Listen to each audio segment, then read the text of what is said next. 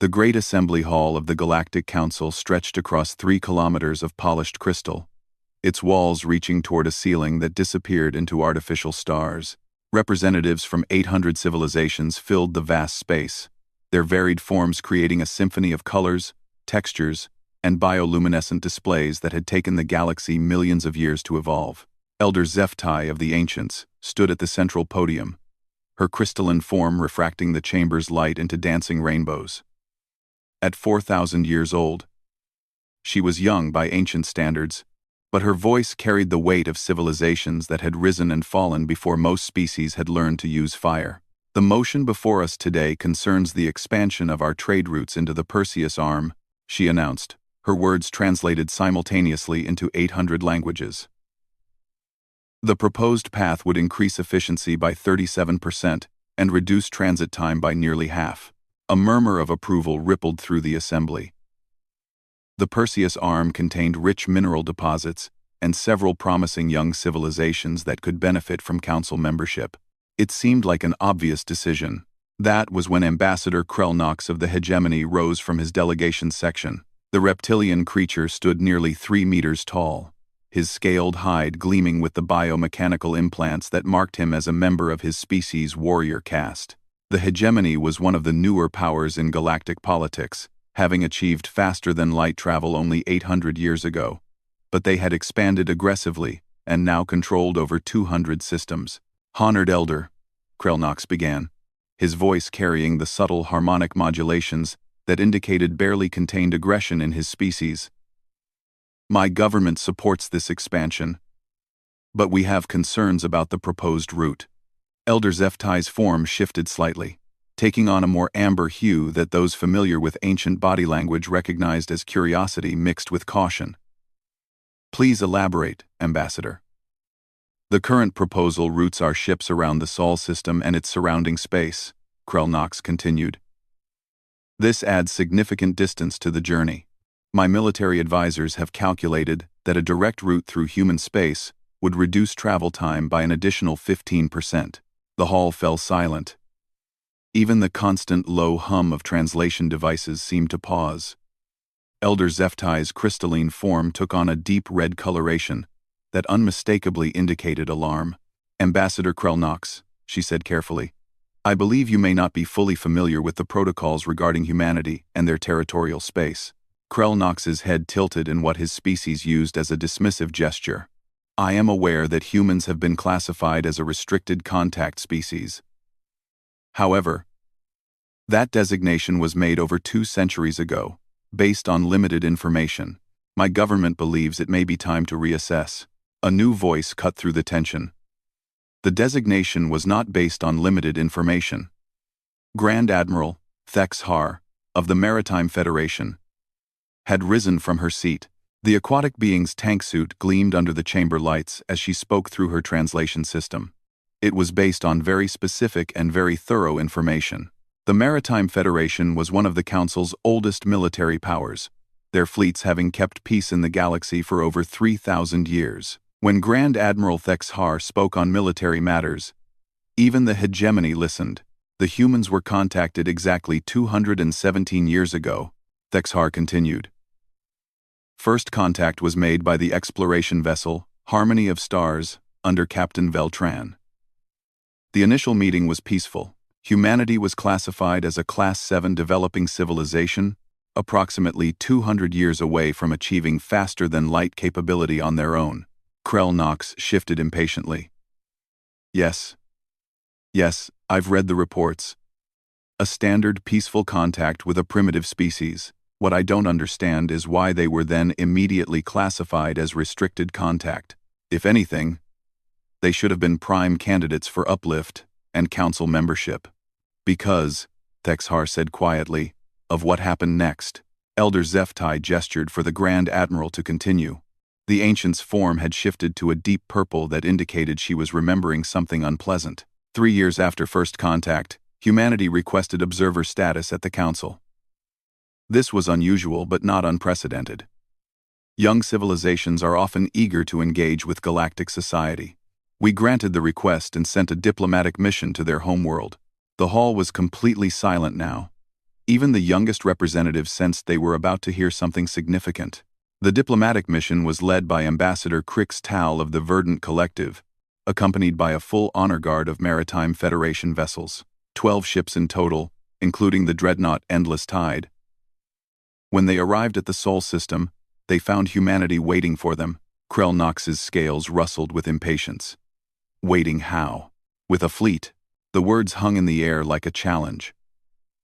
Grand Admiral Thexhar's form moved slightly within her tank suit, a gesture that indicated she was accessing historical records. In the 3 years since first contact, humanity had somehow developed not only faster than light travel, but weapons and defensive systems that our analysts classified as impossible. Their ships were crude by our standards, built with techniques that should have taken them centuries to develop. But they worked. Krell Knox laughed, a harsh sound that grated against the harmonics of the translation system. Impossible? One primitive species developed a few ships, and suddenly they're a threat? Grand Admiral, with respect, this sounds like Maritime Federation paranoia. The tank suit's systems flickered as Thexhar's emotional state shifted. In maritime culture, what she was about to say next would be considered a grave admission. They disabled the Endless Tide in 37 seconds. The silence that followed was absolute. The Endless Tide was legendary. A ship so powerful it had single-handedly ended 3 separate galactic conflicts simply by arriving in system. The idea that a primitive species could disable it was beyond belief. The weapon they used was unlike anything in our databases, Thexhar continued. It didn't destroy the ship or damage it conventionally. Instead, it somehow interfaced with our control systems and simply turned everything off. Life support, propulsion, weapons, even basic lighting. For 17 minutes, 12,000 Maritime Federation personnel drifted in dead ships, while humanity demonstrated they could have destroyed the entire diplomatic mission without breaking any laws of physics we understood. Elder Zephty's form had now shifted to a color that didn't translate properly into most languages, but roughly corresponded to the concept of existential dread. What did they want? Asked a small voice from the Scholarly Consortium's section. To talk, Thexhar replied. They reactivated our ships, apologized for the demonstration, and invited Ambassador Crixtal aboard their lead vessel for discussions. The ambassador never fully recovered from that conversation. Krell Knox's confidence was beginning to waver, but his pride wouldn't let him back down completely. What could primitive humans have possibly said to disturb a veteran ambassador? They showed him their history. The voice belonged to Elder Korthmar, an ancient even older than Zephty, whose crystalline form bore the scars of conflicts that predated most civilizations in the chamber. He rarely spoke in council sessions, preferring to observe and advise in private.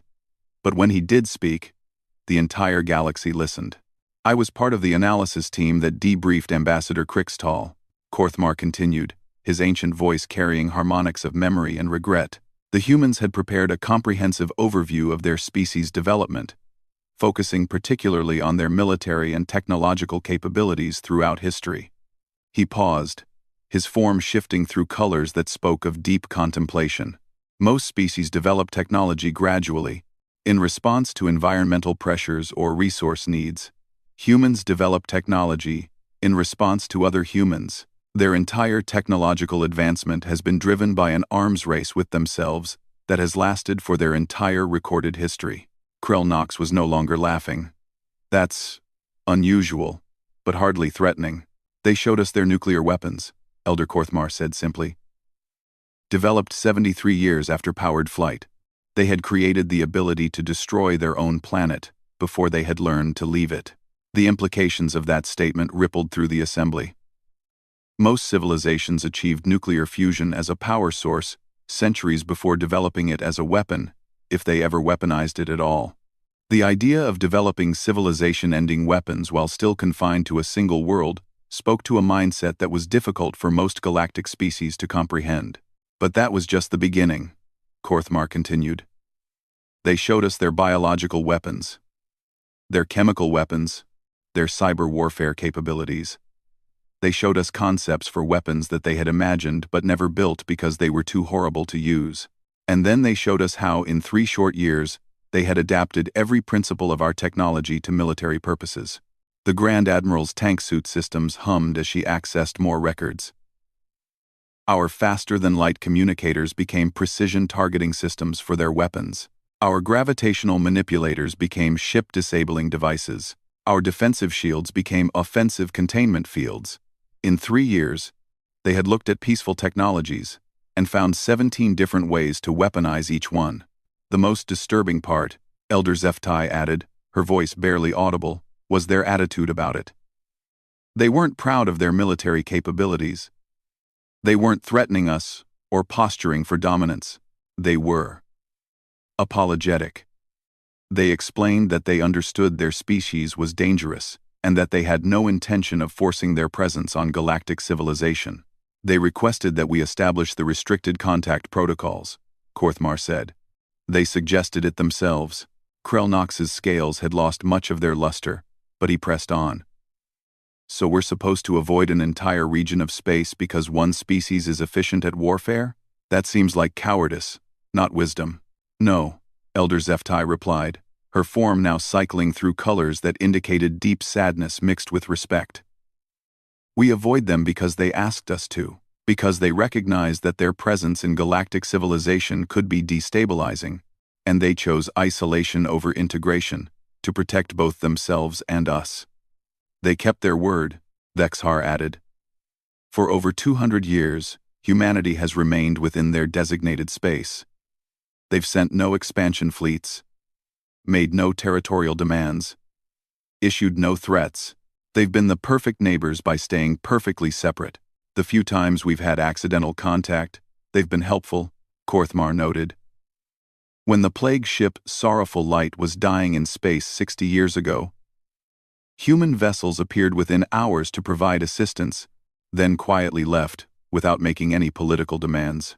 When the Crystalline Rebellion threatened to destabilize the entire Outer Rim, human-designed defensive technologies mysteriously appeared on the market, always sold through intermediaries, always at cost, always perfectly suited to protect civilian populations, Zeftai added. The picture that emerged was unlike anything in galactic history. A species powerful enough to potentially challenge the entire council, wise enough to recognize the dangers that power posed, and mature enough to voluntarily limit themselves for the greater good. The restricted contact protocols, Elder Korthmar said quietly, are not meant to protect us from humanity. They are meant to protect humanity from temptation, and to protect the galaxy from the consequences of what might happen if that temptation became too great. Krelnox stood silent for a long moment, his earlier confidence completely gone.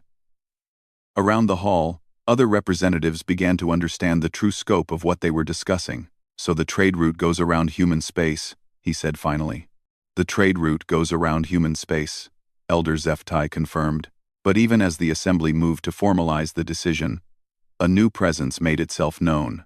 Commander Vextar of the Hegemony's Rapid Strike Force had entered the hall through a side entrance, his biomechanical implants marking him as one of the Hegemony's most elite military officers.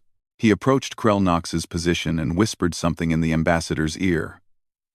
Krelnox's expression changed dramatically, shifting from subdued acceptance to something approaching fury.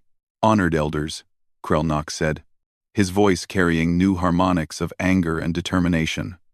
"I have just received word from my government. The Hegemony formally requests a reconsideration of this matter." Elder Zeftai's form darkened with concern. "On what grounds, Ambassador?" "On the grounds that humanity has violated the restricted contact protocols." The hall erupted in shocked murmurs. The ancients began shifting through rapid color changes that indicated extreme distress. Grand Admiral Thexhar's tank suit systems began running emergency diagnostics as her emotional state spiked. "Explain," Elder Korthmar commanded, his voice carrying undertones that made the entire assembly fall silent. 12 hours ago, a Hegemony exploration vessel, the Sharp Talon, experienced critical system failures while conducting routine surveying operations in the Perseus Arm. According to the vessel's emergency logs, they were rescued by a human ship that appeared without warning, provided assistance, and departed before formal contact could be established. Elder Zeftai's form was now cycling rapidly through colors that indicated she was accessing vast databases of information. That sounds consistent with humanity's previous behavior. How does this constitute a violation? Reporting 1, 18.5. Krell Knox's scales rustled with what his species used to indicate righteous anger. Because the sharp talon was not in distress. It was conducting classified military reconnaissance operations. The humans did not rescue our ship. They interfered with a legitimate hegemony military operation. The implications hit the assembly like a physical blow. If humanity had detected and interfered with a classified military operation, it meant their monitoring capabilities extended far beyond what anyone had imagined. Furthermore, Krell Knox continued, preliminary analysis of the assistance provided suggests that the humans not only detected our ship's true purpose, but actively sabotaged our intelligence-gathering systems while making the damage appear to be the result of natural system failures. Grand Admiral Thexhar's tank suit began displaying warning colors as her stress levels spiked beyond normal parameters. Ambassador Krell Knox, what exactly was your ship doing in that region of space? Conducting routine exploration and mapping operations, as is the hegemony's right under galactic law. Krell Knox replied smoothly. In a region that borders human space, Elder Zeftai said quietly. In a region that will soon be a major trade route, Krell Knox corrected. My government has every right to understand the strategic implications of this development. Elder Korthmar's ancient form had taken on a color that roughly translated to horrified realization. Ambassador Krell Knox, please tell me your government was not conducting surveillance operations on humanity. The silence that followed was all the answer the assembly needed. The weight of Ambassador Krell Knox's admission settled over the Galactic Council assembly like a toxic cloud. Elder Zeftai's crystalline form had shifted to a deep black that absorbed all light around her, creating a void where she stood. In ancient culture, this was the color of mourning not for the dead, but for the living who had made choices that could not be undone. How long? Elder Korthmar asked, his voice carrying harmonics that made several smaller species physically recoil. How long has the hegemony been conducting surveillance operations on humanity? Krell Knox's confidence was beginning to crack under the weight of stares from 800 civilizations. His scales had lost their earlier luster, but his military conditioning kept him standing straight. My government has been monitoring potential threats to galactic security for several months. Potential threats? Grand Admiral Thexhar's tank suit systems were now flashing warning colors as her emotional state pushed beyond normal parameters. Humanity has been the most peaceful neighbor in the galaxy for over 2 centuries. Peaceful because they were isolated, Krell Knox shot back, some of his earlier fire returning. But isolation only works if everyone respects it.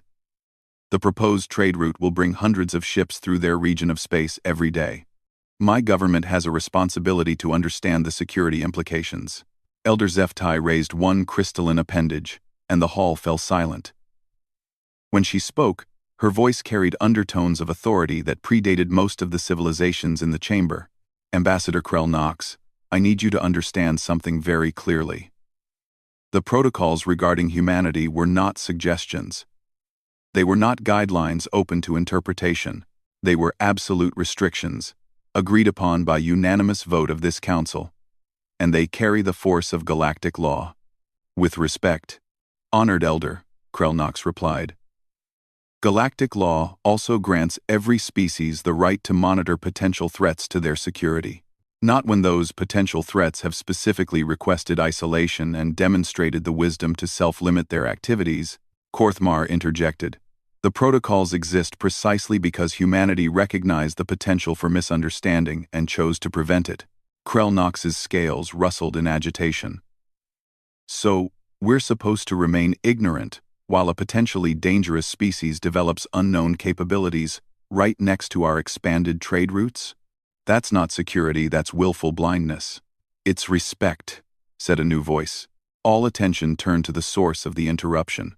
Ambassador Silthara of the Empathic Collective had risen from her delegation's section. The ethereal being rarely spoke in open assembly, preferring to communicate through the emotional resonance that her species used for deep understanding. When she did use verbal communication, It was because the matter required absolute clarity.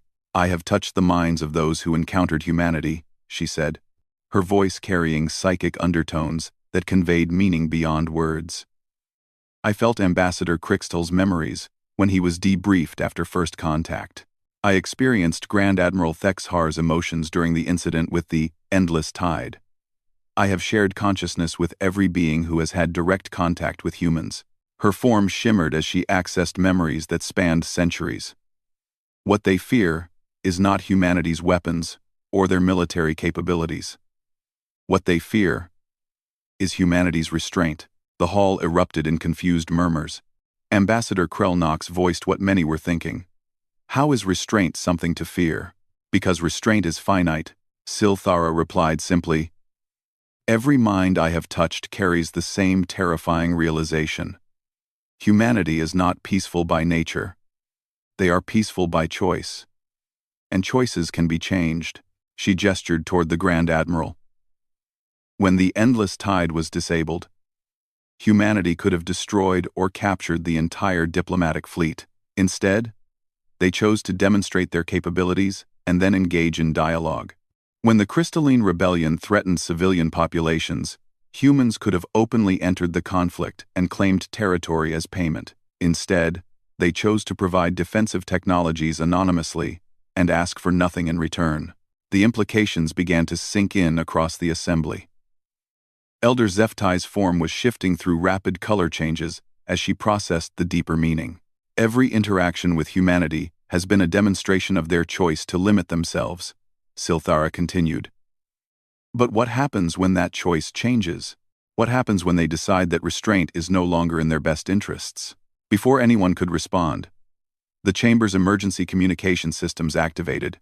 The holographic display that normally showed speaker rosters and voting tallies was suddenly replaced by the image of Fleet Admiral Korkshan of the Maritime Federation, broadcasting from the bridge of a command vessel. "Honored Council," the Admiral began, his aquatic features tense with strain. "I am broadcasting from the edge of human space. We have a situation that requires immediate attention." Elder Zeftai's form darkened further. "Report, Admiral. 18 minutes ago, our long-range sensors detected massive energy signatures emanating from the Sol system. The signatures are unlike anything in our databases, but preliminary analysis suggests they represent the activation of previously unknown human military assets." The hall fell silent, except for the hum of translation systems, struggling to process the emotional undertones being broadcast by 800 different species. "How massive?" Grand Admiral Thexhar asked, her tank suit systems working overtime to manage her stress levels. "The energy output we're detecting exceeds the combined operational capacity of the entire Maritime Federation fleet," Korkshan replied. "And it's not decreasing. If anything, it's building toward something." Krellnox had gone very still, his scales now completely dull. What kind of military assets could generate that kind of energy output? "We don't know," the Admiral admitted. "But there's more. Human vessels have begun appearing throughout their territorial space. Not just a few ships, hundreds of them. Thousands. Our sensors indicate that humanity has a standing fleet approximately 50 times larger than our most generous previous estimates." The mathematical implications hit the assembly like a physical blow. The Maritime Federation operated the largest military force in known space, with over 12,000 vessels of various classes. If humanity had been maintaining a fleet 50 times larger, while apparently focusing on peaceful isolation, the strategic balance of the entire galaxy had just shifted beyond recognition. "Are they moving toward our space?" Elder Korthmar asked, his ancient voice carrying undertones of preparation for the worst possible outcome. "No," Admiral Korkshan replied, and for a moment, hope flickered through the assembly. "They appear to be positioning themselves defensively around their territorial boundaries." But the pause stretched long enough for several representatives to begin exhibiting stress responses. "But what, Admiral?" Zeftai prompted. "We're detecting movement beyond their official territorial boundaries as well. Human vessels have taken positions at every major hyperspace junction within 50 light-years of their space. They're not invading, but they're watching. Every ship that enters or leaves the region is being observed by human vessels, that appear to have been waiting in positions we didn't know existed. Grand Admiral Thexhar's form moved agitatedly within her tank suit. How is that possible? We've been monitoring that region for decades. Our sensors should have detected any significant military presence. That's just it, Korkzhan said grimly. Our analysis suggests these vessels have been in position for years, possibly decades. They weren't hiding from our sensors. Our sensors literally couldn't detect them because they operate on principles we don't understand. The technological implications were staggering. Stealth technology advanced enough to fool galactic sensors for decades, suggested a level of scientific development that made humanity's previous demonstrations look primitive by comparison. Ambassador Krell Knox finally found his voice. Admiral, have there been any communications from humanity? Any demands or threats? That's the most disturbing part, Korkzhan admitted. They've sent exactly one message, broadcast on all frequencies, in all major galactic languages. He paused, accessing his communication logs. The message reads, "To our galactic neighbors, recent activities have made it necessary for us to take certain defensive measures. We regret any concern this may cause. We remain committed to peaceful coexistence and look forward to resolving this matter through appropriate diplomatic channels." The polite, almost apologetic tone of the message made it somehow more threatening than any direct threat could have been. Here was a species that had just revealed military capabilities that dwarfed the rest of the galaxy combined.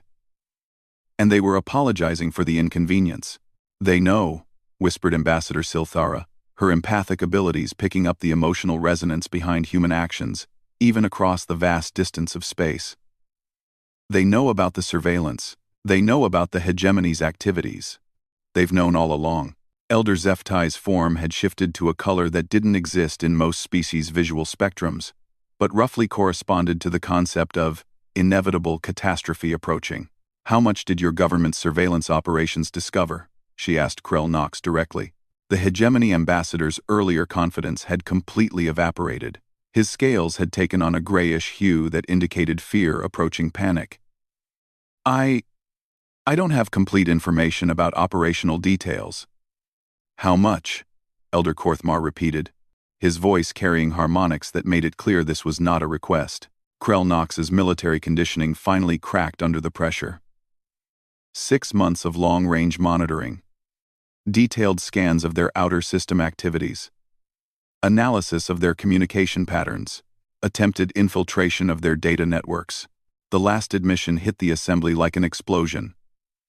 Even among warlike species, attempting to penetrate another civilization's information systems was considered an act of aggression, just short of actual warfare. "Did you succeed?" Thexhar asked, her voice barely audible through her tank suit's speakers.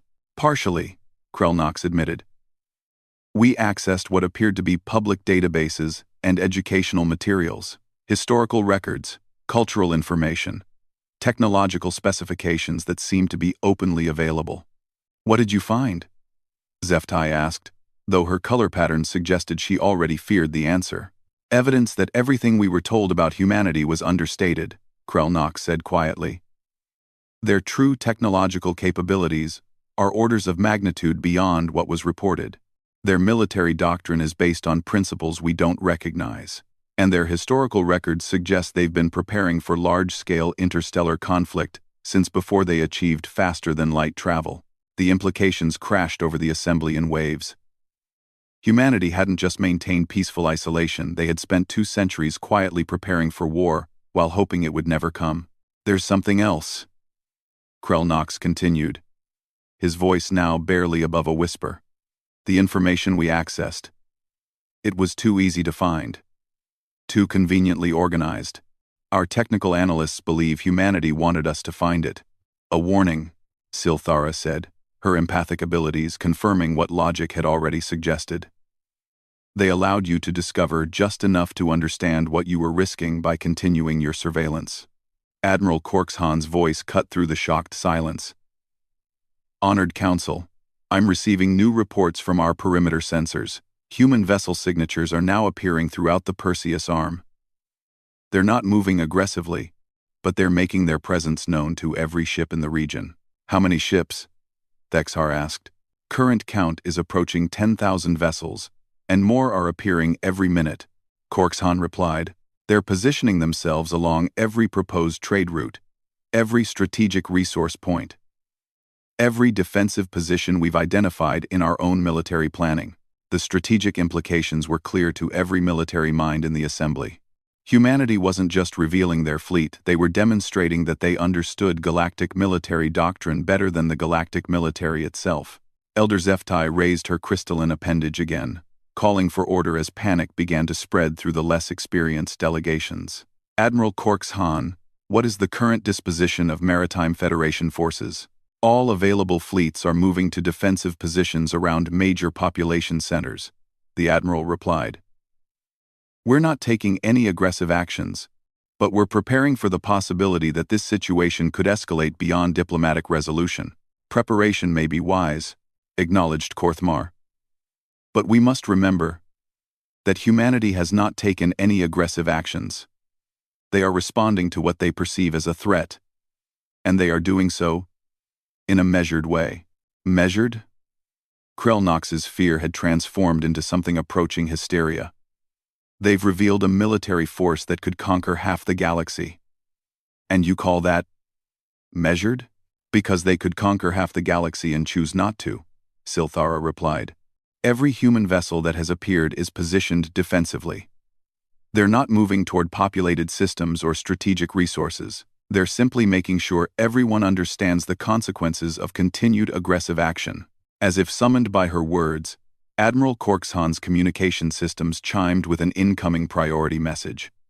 The Admiral's expression grew even more grave as he read the transmission. Honored Council, he said slowly. I have just received a formal communication from the human government. It's addressed to the Galactic Council and marked for immediate presentation to the full assembly.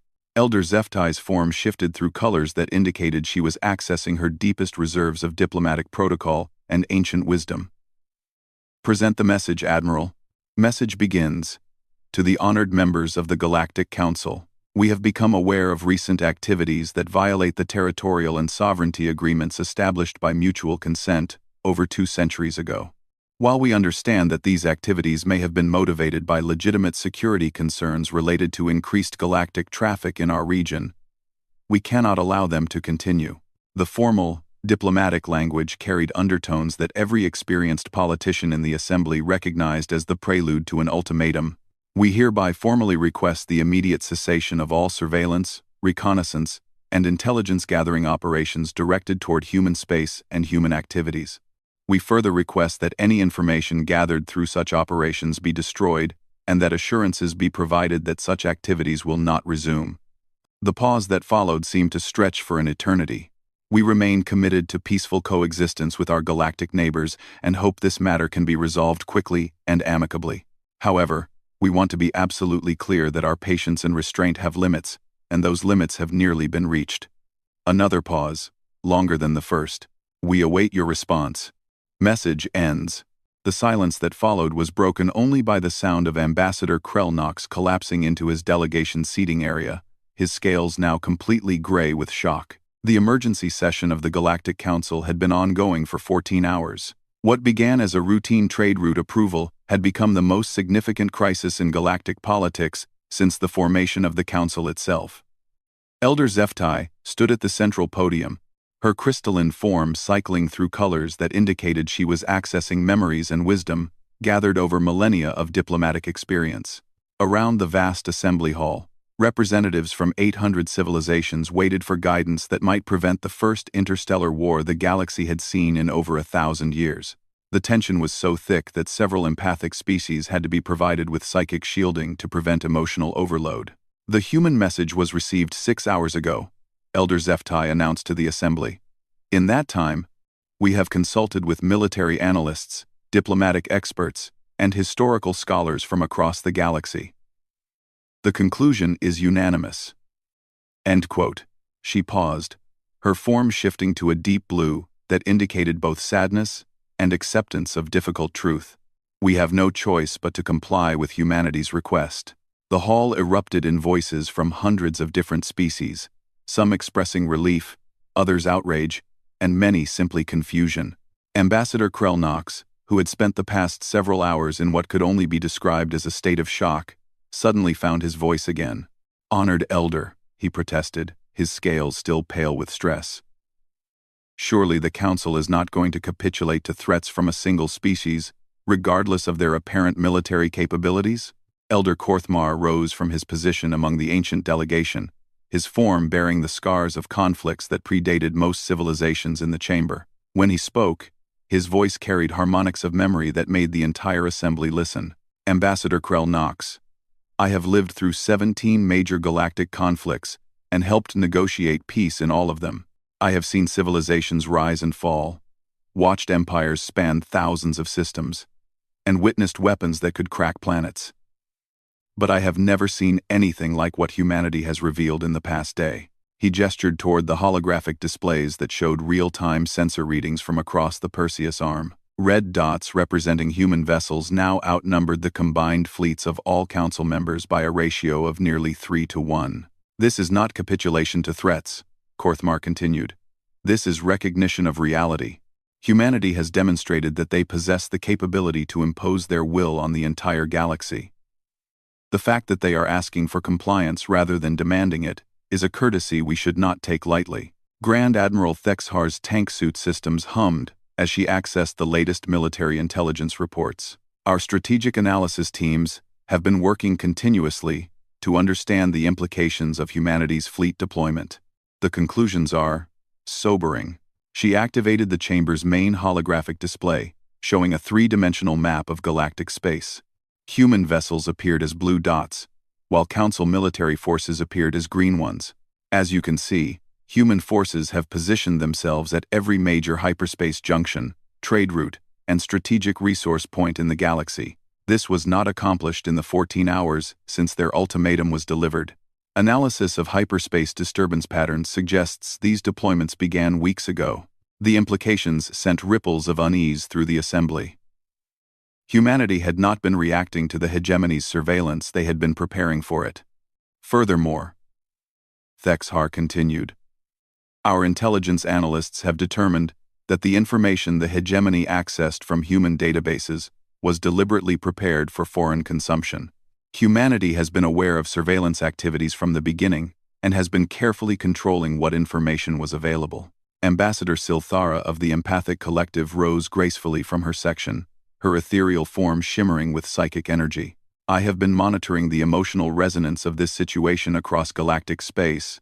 What I sense from humanity is not anger or aggression. It is disappointment." "Disappointment?" asked the delegate from the Crystalline Consortium. "They are disappointed that their trust was violated," Silthara explained. "For over 2 centuries, humanity has honored their agreement to remain isolated. They trusted that the galaxy would honor its agreement to respect that isolation. The discovery that this trust was being systematically violated has caused them significant emotional distress." Elder Zeftai's form shifted to amber as she processed this information. "What you're saying is that humanity's response is not driven by aggression, but by hurt feelings?" "Never underestimate the power of hurt feelings," Silthara replied, "especially when those feelings belong to a species that has spent 2 centuries exercising restraint they no longer feel is deserved." A new voice cut through the discussion. "Honored Council." Admiral Korxhan was broadcasting again from his position at the edge of human space. "I have new information that requires immediate attention." Elder Zeftai gestured for him to continue. "Human forces have begun what appears to be a demonstration. They are showing us what they could do." The Admiral's image was replaced by sensor readings that made no sense to most of the assembly. Admiral Thexhar's tank suit systems began working frantically as she tried to interpret the data. "Admiral," she said carefully, "these readings suggest that human vessels are manipulating hyperspace itself. That should be impossible." "It should be," Korxhan agreed grimly, "but they're doing it anyway. They've created a localized hyperspace disturbance that has temporarily cut off all faster-than-light travel in a region spanning approximately 50 cubic light-years. The technological implications were staggering. The ability to manipulate hyperspace at that scale meant humanity could effectively isolate any region of the galaxy at will. Trade, communication, military movement, everything that made galactic civilization possible could be stopped with what appeared to be casual ease. The demonstration lasted exactly 17 minutes, Corxon continued. The same duration that our ships were disabled during first contact 2 centuries ago. Then, hyperspace returned to normal.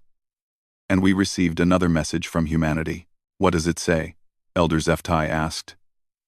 Though her color pattern suggested she already feared the answer. To our galactic neighbors. The demonstration you have just observed represents less than 1% of our defensive capabilities. We hope this clarifies the seriousness of our previous communication. We await your response. The message was polite, almost apologetic, but the subtext was unmistakable. Humanity could shut down galactic civilization whenever they chose to do so. Ambassador Krell Knox had gone completely silent, his scales now exhibiting patterns that his species used to indicate complete submission to superior force. Around the hall, other representatives were beginning to show similar signs of stress and acceptance. There is something else, Admiral Corxon added. During the hyperspace disturbance, my ship received a narrow beam transmission from a human vessel. It contained detailed tactical analysis of every major military installation in Council space, including classified defensive positions that even I wasn't fully aware of. Grand Admiral Thexhar's form moved agitatedly within her tank suit. That's impossible. Those positions are classified at the highest levels and constantly changed. The analysis was dated from yesterday, Corxhan replied quietly. Before the current crisis began, humanity has been monitoring our military capabilities far more extensively than we ever monitored theirs. The reversal of the situation was complete and devastating. The hegemony had believed they were conducting surveillance on an isolated, potentially dangerous neighbor. Instead, they had been carefully observed and analyzed by a civilization that had been treating the entire galaxy as a potential threat for over 2 centuries. Elder Korthmar's ancient voice cut through the shocked murmurs. I believe it is time we face the complete truth about humanity's place in our galaxy. He activated his own access to the chamber's displays, bringing up historical records that few in the assembly had ever seen. The restricted contact protocols were not established solely because of humanity's military capabilities, he said. They were established because our xenopsychology experts determined that humanity represents a fundamental discontinuity in galactic civilization. The term sent ripples of unease through the assembly. In galactic political theory, a fundamental discontinuity referred to a force so disruptive that it could not be integrated into existing systems without destroying those systems entirely. Most galactic civilizations develop along similar patterns, Korthmar explained. Individual survival, social cooperation, interstellar expansion, galactic integration.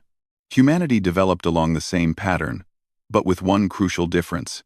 They never stopped competing with themselves. He gestured toward displays showing human historical data that the hegemony had accessed during their surveillance operations. While other species achieved internal peace before expanding into space, humanity brought their competitive drive with them. Their entire approach to technological development, military doctrine, and strategic thinking is based on the assumption that they face opponents at least as capable as themselves. The implications began to dawn on the assembly. Every other galactic civilization had optimized for cooperation and peaceful coexistence, because that was the most efficient way to manage interstellar societies. Humanity had optimized for competition and conflict, because that was what they were used to. They are not naturally peaceful, Korthmar continued. They are naturally victorious. The restraint they have shown for 2 centuries is not their default state. It is a conscious choice they make every day to avoid disrupting the galactic order we have all worked to build. Ambassador Silthera's empathic abilities allowed her to sense the emotional undercurrents of Korthmar's words. They could have conquered us all at any time in the past 2 centuries, she said quietly. Not just militarily, but economically, technologically, socially. They chose not to because they understood that their success would mean our failure. And now that choice is being reconsidered, Elder Zeftai added, her form darkening with implications. Because we have demonstrated that we cannot be trusted to respect the arrangements that made their restraint possible. Quote, the chamber fell silent as the full scope of the crisis became clear. This was not about trade routes or surveillance operations. This was about whether humanity would continue to voluntarily limit themselves for the benefit of galactic civilization. A new communication from Admiral Corkshan broke the silence. Honored Council, I am receiving a priority transmission from Earth itself. The message is marked for immediate delivery to the full assembly. Elder Zephty's form cycled through rapid color changes as she prepared for what might be humanity's final word on the matter. Present the message. Admiral, message begins. To the honored members of the Galactic Council, we have waited 6 hours for a response to our previous communication. We understand that the complexity of galactic politics requires careful consideration, but time is a factor in this situation. The formal tone carried undertones that experienced diplomats recognized as the prelude to a deadline. Recent events have forced us to reconsider our relationship with galactic civilization.